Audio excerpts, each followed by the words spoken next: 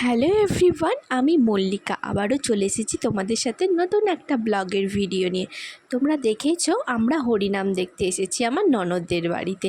তো আজকে হরিনামের ছিল লাস্ট দিন, তো তাই জন্য আমরা হরিনাম তলায় চলে এসেছি। আমার শাশুড়ি মা, আমার পুচকু মানু আর সাথে এসেছে আমার ননদরা। তো আমার ননদের আশেপাশে যারা ঘুরতো, তো শাশুড়ি মা তো তারাও এসেছে।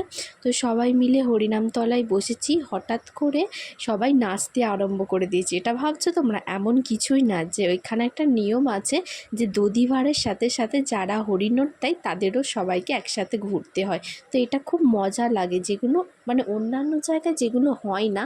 তো এখানে এই জিনিসটা খুব সুন্দর লাগে, সবাই মিলে অনেকজন একসাথে হয়ে ঘোরে। তো খুবই মজার ব্যাপার। তো তার মধ্যে ইলেকট্রিকটা চলে গেল, পুরো অন্ধকার।